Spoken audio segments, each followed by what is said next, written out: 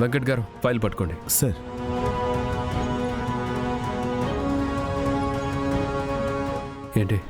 ఏంటి అందరూ వెయిట్ చేస్తున్నారు? సార్, హర్ష ఇంకా వాళ్ళ అక్క రాలేదు సార్. అదేంటి ఇంకా రాకపోవడం ఏంటి? దేనికైనా టైం సెన్స్ ఉండాలి కదా.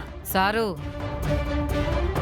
ఈ రోజు ఒక్కరోజే కదా లేటుగా వచ్చిందని తనని ఈ రోజు మీరు వదిలేశారనుకోండి, ఇక పైన వీళ్ళందరికీ భోజనాలు లేటుగా తీసుకొస్తే అప్పుడు మీరేం చేస్తారు?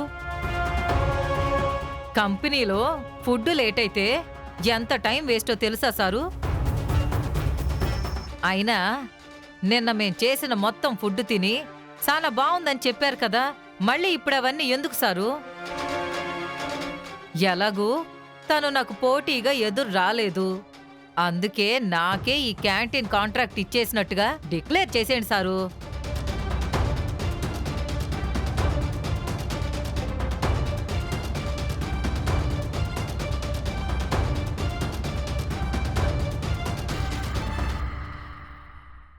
విహారి గారు, మీరంత ఆలోచించాల్సిన అవసరం లేదు.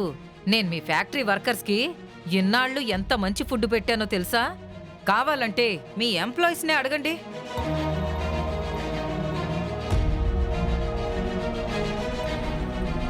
చెప్పండి, నా భోజనం ఎలా ఉంటుందో మీ సార్కి తెలియాలి కదా. శకుంతల మేడం గారు పెట్టే క్యాంటీన్ భోజనం చాలా బాగుంటుంది సార్.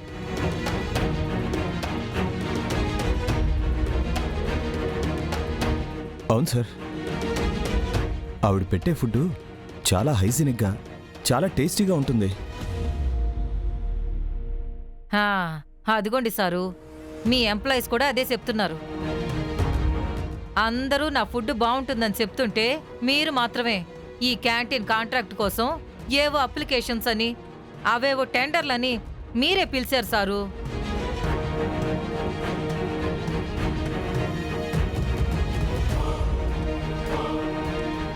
సార్,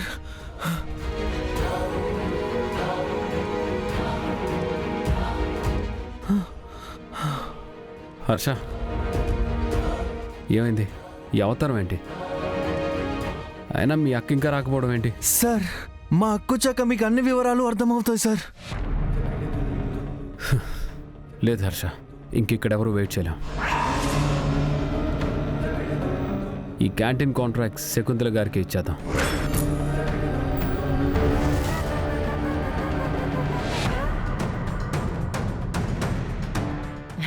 సారు, ఇంకేంటి ఆలోచిస్తున్నారు?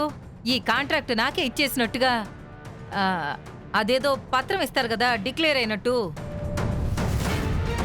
ఆ కాగితాలేవో నాకు ఇచ్చేయండి సారు. తను ఎలాగూ రాదు, వచ్చిన టైంకి ఏ రోజు రాదు.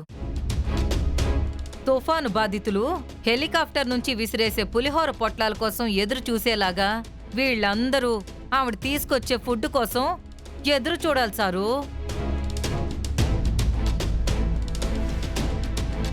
అందుకే నా మాట వినండి సారు. మీకు శుచిగా శుభ్రంగా మేము వంటలు చేస్తాం.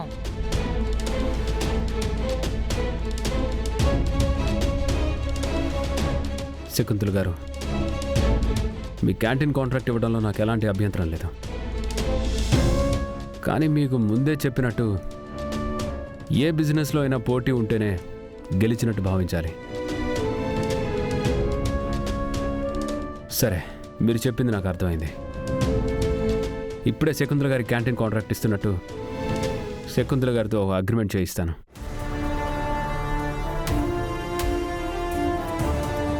బ్యాట్మ్యాన్!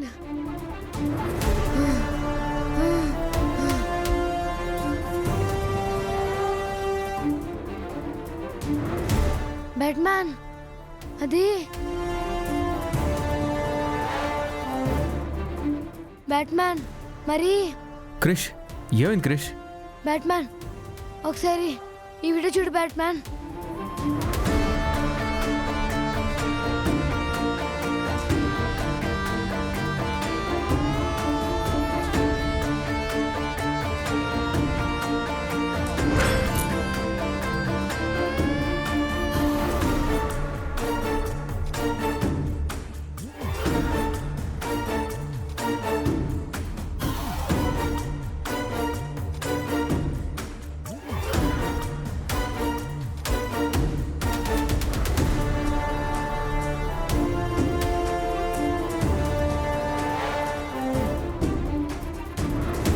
ఎంత అన్యాయం చేశారు.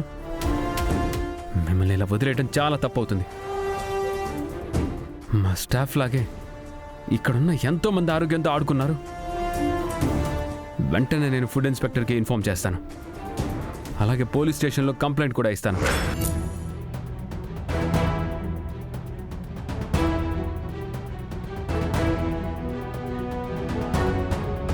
హలో ఎస్ఐ గారు, హలో, చెప్పండి సార్.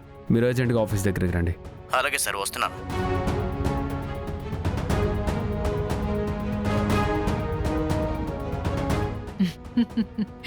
ఇలాంటి కేసులకి పోలీసులు కల్పించుకుంటారా?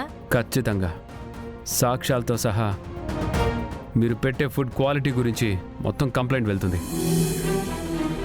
దాంతో పోలీసులు మిమ్మల్ని అరెస్ట్ చేస్తారు. మిమ్మల్ని ఆదుకునే నాదుడే ఉండడు. మీకు ఇంకా జైలు జీవితమే గతి.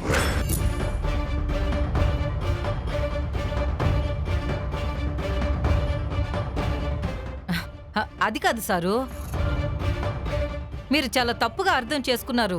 నాకేం తెలీదు. తెలీదా? ఒక్క నిమిషం, పోలీసులు వస్తున్నారు. ఆల్రెడీ వాళ్ళకి ఇన్ఫార్మ్ చేశాను. వాళ్ళు రాగానే మీతో నిజం వాళ్ళే చెప్పిస్తారు.